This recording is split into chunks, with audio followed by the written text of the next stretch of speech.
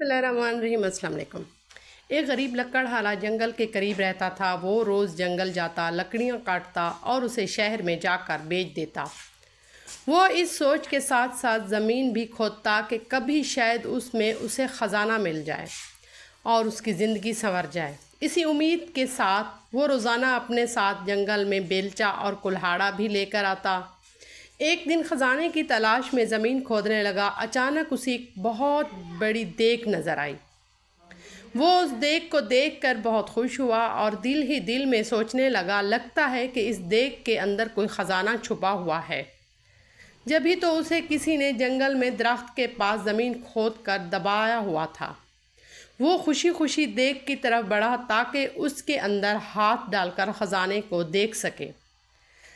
اس نے جب دیگ میں ہاتھ ڈالا تو اسے پتہ چلا کہ دیگ اندر سے بالکل خالی تھی۔ اس نے غصے میں دیگ اٹھا کر درخت کے پیچھے رکھ دی۔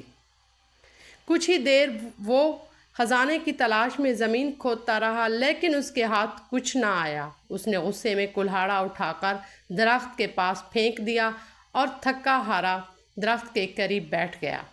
اچانک اس کی نظر دیگ پر پڑی۔ اس نے دیکھا کہ وہ کلہاڑا اسی دیگ میں جا گرا تھا اور اب دیگ میں 100 کلہاڑیاں موجود تھیں۔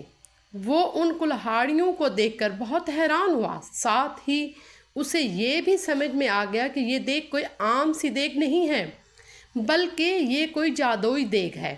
جبھی تو اس کی ایک کلہاڑی 100 میں تبدیل ہو گئی۔ وہ خوشی خوشی اس دیگ کو اٹھا کر گھر میں لے آیا۔ لکڑہارے نے اس دیگ کو ایک کمرے میں چھپا دیا۔ رات کے وقت اس نے جادوئی دیگ کو دوبارہ آزمانے کے لیے اس میں آم ڈالا۔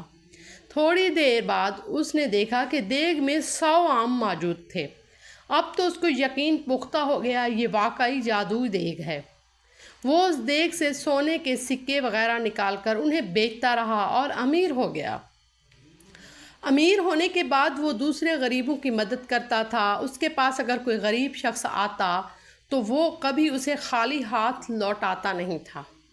یہی وجہ ہے کہ وہ ملک بھر میں اپنی سخاوت کی وجہ سے مشہور ہو گیا۔ اس کے اچانک امیر ہو جانے اور جادوئی دیگ کی کہانی ہر جگہ پھیل گئی۔ اس ملک کے بادشاہ کے پاس بھی ایک جادوئی دیگ کی خبر پہنچی۔ بادشاہ بہت لالچی تھا، اس کے پاس اپنا سارا خزانہ موجود تھا۔ اس کے باوجود اسے مزید خزانے کی ہوس تھی۔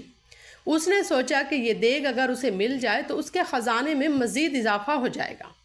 اس سوچ کے ساتھ بادشاہ نے حکم دیا کہ لکڑہارا اور اس کی دیگ کو محل میں لایا جائے۔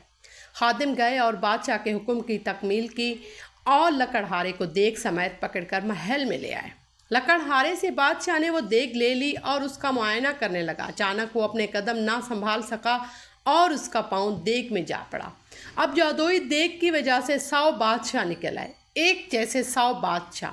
100 بادشاہ میں ایک اصلی بادشاہ تھا، باقی تو جادوئی تھے۔ وہ سب دیگ کے حصول اور لالچ کی وجہ سے ایک دوسرے سے لڑنے لگے۔ یوں سب نے ایک دوسرے کو جادوئی دیگ کی لالچ میں قتل کر دیا۔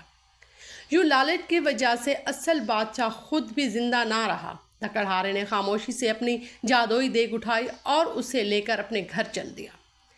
پیارے بچوں، لالچ کرنا بری بات ہوتی ہے۔ اگر کسی کے پاس آپ سے زیادہ اچھی چیز موجود ہو تو آپ سے حسد نہ کریں، بلکہ جو کچھ آپ کے پاس موجود ہے اس پر شکر ادا کریں۔